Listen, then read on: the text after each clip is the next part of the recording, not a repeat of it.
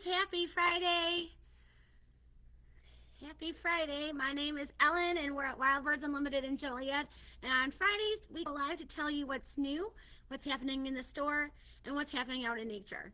So let's get to it. I always start off with events so I never forget them.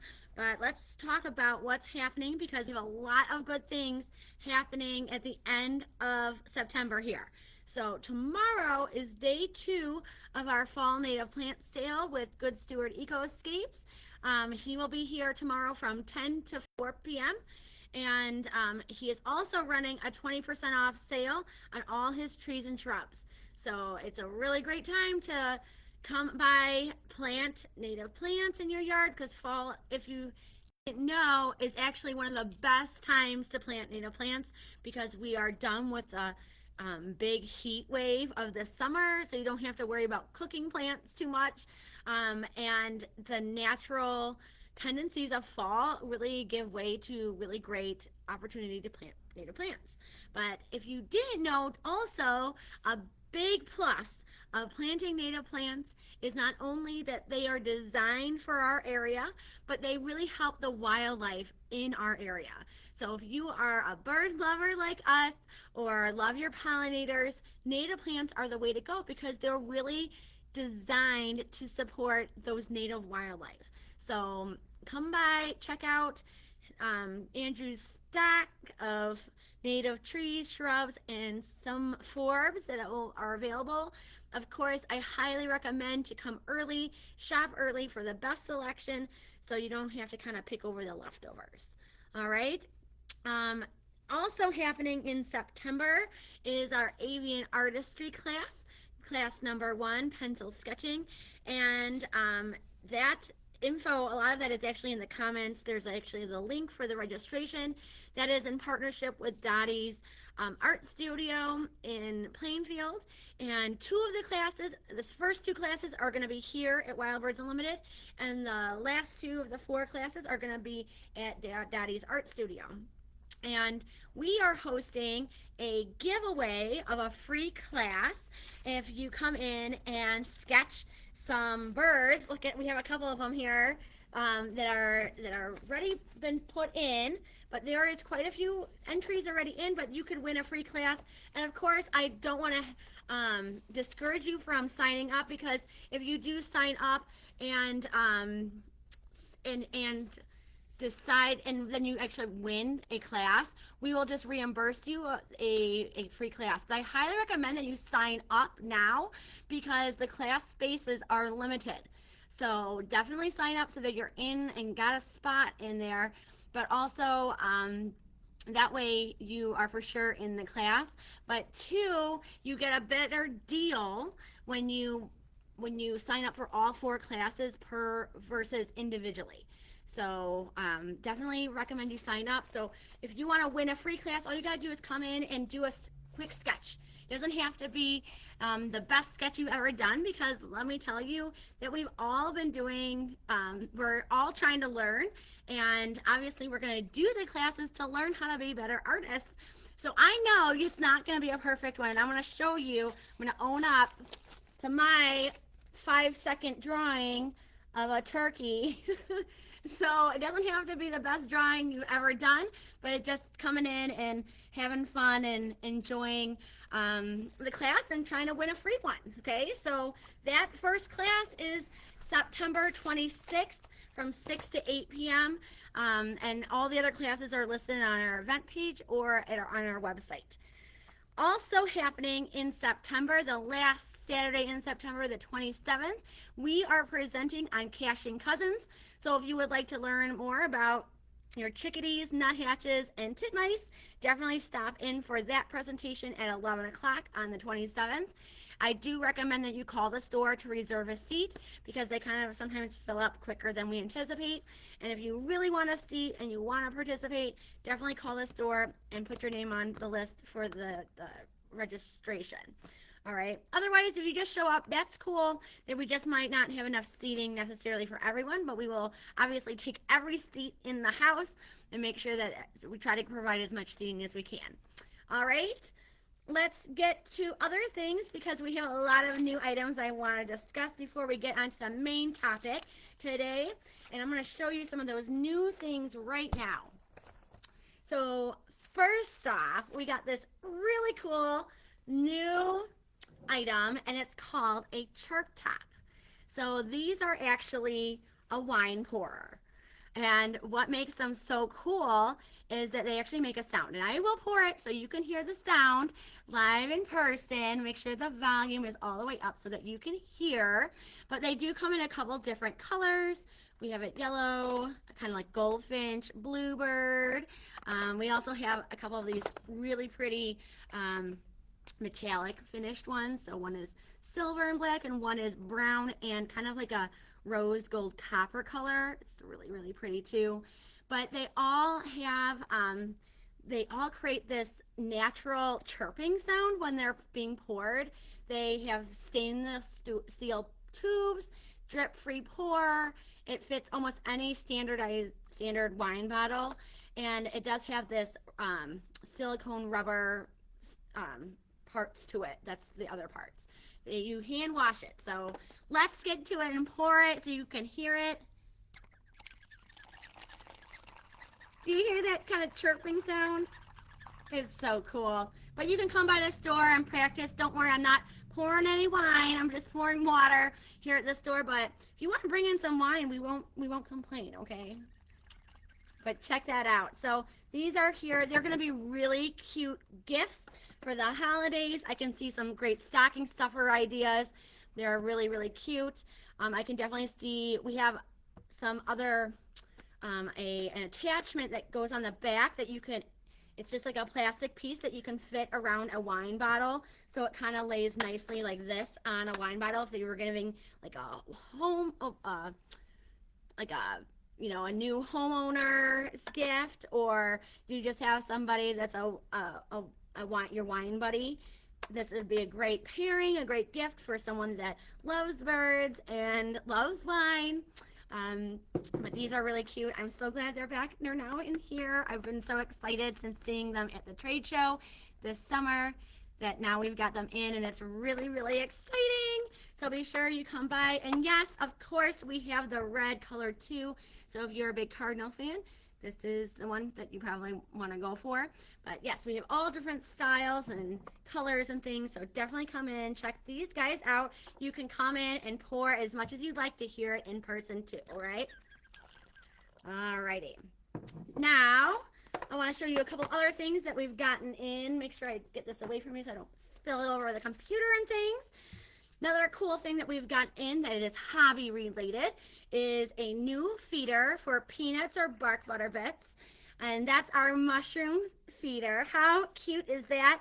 You may kind of remember, or maybe you have, our acorn feeder, which is very, very similar to this, but this one is just in that cute mushroom style that is super, super popular, and so many of our bird friends love different ways that you can offer peanuts or bark butter bits to your birds. The top is super easy. You just turn it, and then once it hits that one spot, it opens up for you. Oh, come now. There we go. Just had to line up the lines a little bit, and then it will open and close for you, and it locks perfectly up again. So that is here. We have these now in stock. And again, I think these would be great for peanuts pieces or bark butter bits, which are highly prized this time of year as birds are stocking up on our high-fat, high-protein foods to help with finishing off molting or migration, or just caching for the winter. So definitely the feeder to not only hit a very fun trend, but also to help your backyard birds. Other things that we have gotten in new is, so you may have heard of bird-friendly chocolate, right? New bird-friendly chocolate that we've gotten in. That pink sea salt chocolate is bird-friendly to pair with our bird-friendly coffee. And if you're not sure what bird-friendly is, it's essentially these products are grown in the canopy of the rainforest where they don't cut down habitat to create that product. So when you're supporting bird-friendly products, especially Smithsonian bird-friendly products, you are supporting birds. So many of our birds that we love in spring and summer that come visit us overwinter in the area where a lot of this cocoa and coffee are grown. So if we want to continue to have these birds around, we need to make sure that we're conserving their habitat. Well, now we have bird-friendly hot cocoa. So if you're a big fan of hot chocolate or just not a big fan of coffee to begin with, this stuff is great. This makes several cups. I want to see if I can figure out. I remember they told me how many cups are in each, but maybe I can't read it off the top of my. There's a lot to read on the back. A lot about being bird friendly and how they how it's fair trade products and how it's organic and all that. But we have it in two different styles: regular classic hot chocolate and then the double dark hot chocolate. If you're a big fan of dark chocolate, this stuff is so good. But it's all natural, processed, made small batch, and again made by our Raka Blant supplier, and they make a lot of our bird-friendly cocoa products, including our bird-friendly chocolate. So this is now in stock, so come grab it here while it's now in stock. All right. Other things that are new in stock in the store are not necessarily new to the store, such as our roosting pockets, right? These we brought in last year as brand new, and I'm just going to talk a little bit about them, what's the purpose of them. But essentially, roosting pockets like these are great to hang in your yard in fall or right before fall starts, like right now, like in late summer, when birds are starting to prepare for winter. So the idea is something like this would be perfect for a bird to seek shelter if weather starts to get unfavorable, such as a really cold night or just a rainy, cold night would be an optimal place for a bird to seek shelter in one of these. Okay, so these are different than our bird houses because birds aren't raising babies in these. In fact, I would kind of recommend them to be removed when we start hitting springtime, so birds aren't encouraged to nest in them. Because they are so small or the hole is not appropriately high, chicks could potentially fall out. So it's not really safe or a good option to have out for birds during nesting season, but it's a great thing to provide to birds when we're preparing or in winter so that birds can seek shelter if they need it. Now, any bird that would use a birdhouse in winter are the same birds that are using them in the spring and summer to nest. So not necessarily a cardinal is going to go in here, but think your chickadees, think your woodpeckers, think your nuthatches. A lot of those birds that will use birdhouses in the spring and summer are going to be the same ones that use roosting pockets. Okay, the same thing with roosting pockets is we have roosting boxes in stock. So for example, this one is a great one. This is actually what we call a convertible roosting nesting box. So right now it's actually set up for nesting because the hole is at the top. When we're switching it to roosting, the hole, this front door, actually we switch it and turn it around so the hole is at the bottom. And the reason for that is because we want to trap that warm, hot air in this box as much as possible. So if the hole is at the top, a lot of that warm air is going to escape. That's why we put the hole on the bottom, and then it makes it a better roosting place for birds in the winter. Now inside it, you will see this ladder, and that ladder is meant to house many birds. Because unlike nesting season, there is not competition between all these birds. In fact, they've learned that it's better survival in numbers.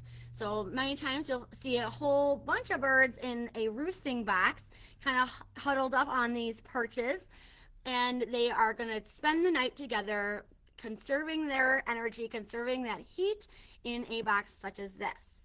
Okay, so another good roosting box that we have that's kind of new is this one. So this one is made by Arbor and Abode.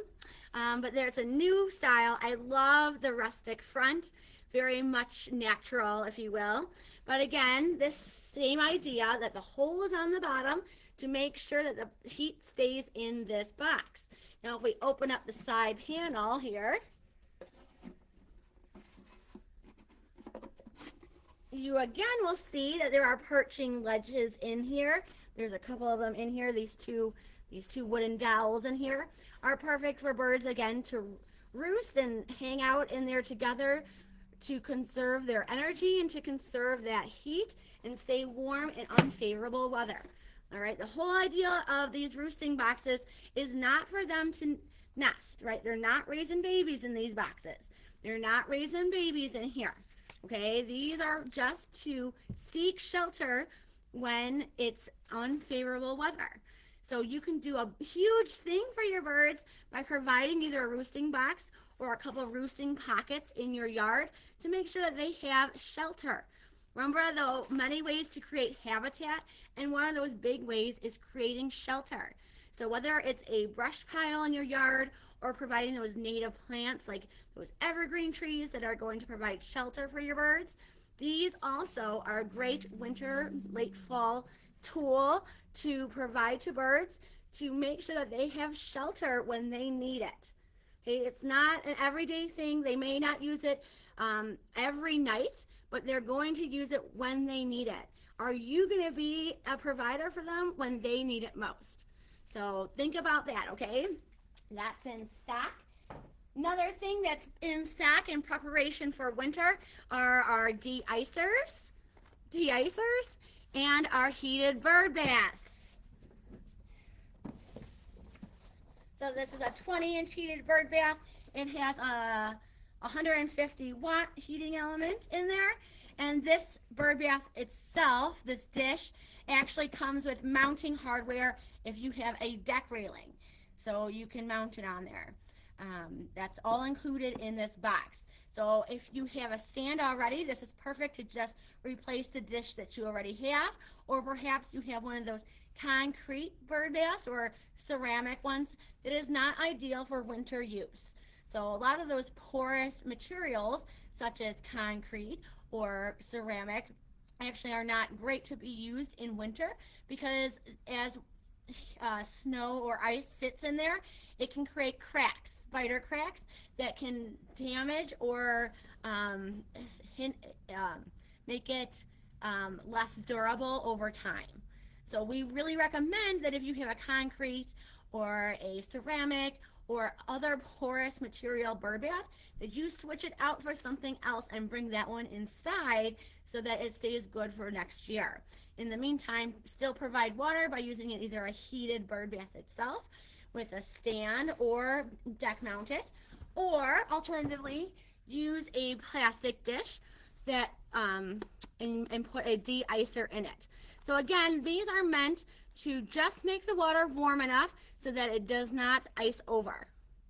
Right? It's not a sauna for the birds. It's not the jacuzzi, okay? But it is meant to just make it enough so that there is a open water for birds. Because one of the biggest challenges birds face is finding open water in winter.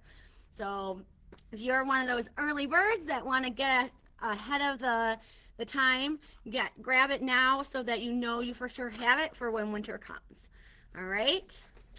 So that's about it when it comes to new items that have come in, besides some of the other things that I've already talked about. But these are some of the new things that have come in just this week. All right? I want to talk now a little bit about the September Slowdown. And what is the September Slowdown, and when does it happen, and why does it happen? Okay, well, September Slowdown typically happens in September, if you hadn't figured that out. But exactly when that happens, it kind of varies for everyone depending on your natural landscape. So usually it happens sometime in late summer, early fall, usually September time. But essentially what happens is we get a slowdown at our feeders. Why does this happen?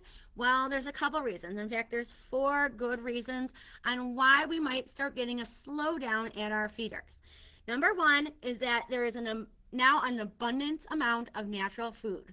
All right, so think about all the flowers that are starting to go to seed. I know the cone flowers out there are ready. Some of those black eyed Susans are going to seed. A lot of your flowers that were really banging in summer are now going to seed.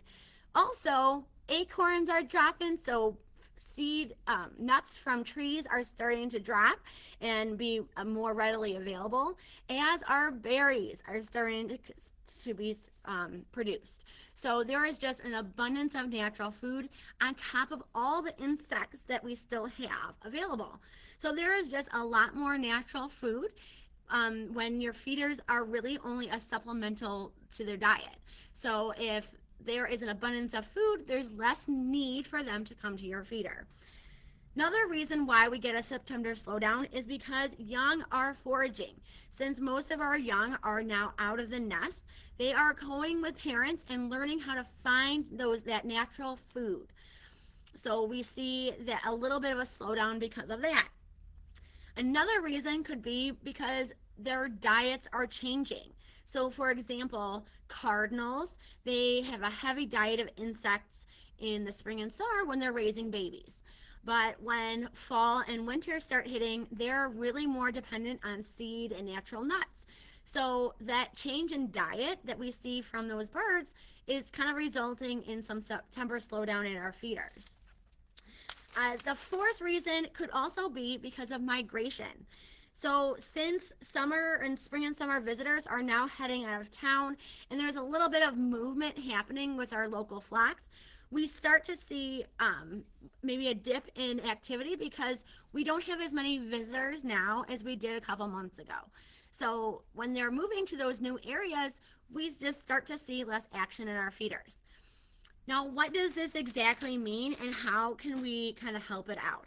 Well, the reason why the September slowdown is happening is a good thing. We want our birds to naturally be able to find food, right? And naturally, right? That is always a benefit. That is why planting natives in your yard can be more beneficial to your bird watching hobby and your bird feeding hobby, because even in a September slowdown, you may still have the same amount of activity because your yard now becomes that feeder. So while they're not on the finch feeder that you had out and they're in abundance at the finch feeder, now they're at the cone flowers in your yard, right? So instead of having them at the peanut feeder, maybe now they're in the oak tree in your yard, gorging on all those acorns that are now producing. So there are ways that you can also benefit if you're planting natives in your yard. And you can still see a big amount of birds and not have to worry about so much of that September slowdown because you're still seeing a lot of activity because your yard is now the feeder. Another thing to think about is that birds are constantly checking back at your feeders. Bet you didn't know that, but they do. Right now, birds are starting to make a mental map in their head on where are the reliable food sources. Can they count on you when the weather does turn bad? So they are constantly checking. They want to make sure that they have a food source available to them when times are rough or when times are good. So you might see the birds come to the feeder and they might not stay. Maybe they don't even eat. They are just checking in to see, are you going to be reliable when they need it? Okay, so it's really important to think about what feeder is your foundational feeder. Do you have a foundational feeder in your yard? Okay, so a foundational feeder, and I want to tell you this really cool study too, because studies have shown that actually if that constant reliable source of supplemental food, your feeder, is proven to help improve overall health and body condition of wild birds. So foundational feeders play a big important role. Now, what is a foundational feeder?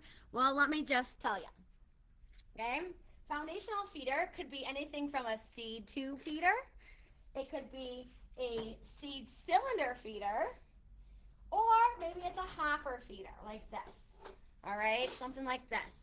Now, your foundational feeder should be able to accommodate many birds. So that's why a hopper feeder like this with lots of room for perching on both sides is a very good foundational feeder. Right? Same with our seed tube feeder. Many birds can eat off of this at one time. All right? A good foundational feeder. Same with the cylinder feeder. While birds can cling on to the side of a cylinder, there's also perching places on this feeder for other birds to perch that may not be able to cling and eat. Okay, so a foundational feeder is one that can accommodate many, many birds. Okay, it should also hold a quality food blend. What I mean by that, whether it's a no mess blend or pretty much any Wild Birds Unlimited seed blend will be a great blend to use, but you want to blend something that accommodates a lot of different birds that find their nutritional needs met. It can be a cylinder, all right? It can be a cylinder that, such as, I picked the no mess blend one because the no mess blend cylinder has not only seed, but it has nuts and it has fruit in it. So it's a great choice because, again, it has lots of different ingredients in it that many birds will find their nutritional needs met. All right? So it's going to accommodate lots of birds. It's going to hold a really good seed blend that's going to accommodate a lot of different birds. It should also hold enough seed to last at least 4 days. Okay, so maybe it's not that small seed cylinder. Maybe you need a large one to make it last that long if you have a big flock of birds eating at your feeder. All right, but you want to make sure that it at least has hold enough food for at least 4 days. All right, and lastly, we want to be also, while it's really good to think about how the birds are going to use it and why it benefits the birds, it should also benefit you. It should also be easy to fill, easy to clean, and easy to see. So make sure that wherever you're placing your foundational feeder, it's not in the back corner of your yard where you're never going to be able to see it. We want it to be the center of attention, the spotlight feeder, where everyone in your house can watch and enjoy those birds as well. All right. Having that foundational feeder is key to helping birds improve and maintain their health, overall health, and helping you enjoy the birds better. Okay, so if you really want the best out of winter activity, start now. Start during the September slowdown, because I'm telling you, the birds are watching. They may not be eating in as of abundance as they were a couple weeks ago, but when it does happen, and it always happens in fall, early fall, that we see a slowdown at the feeders. When it happens, can birds still count on you? Or when they come and visit your feeders, is it going to be maintained? Are you going to be keeping up with the cleaning? Are you going to be making sure that food is still fresh?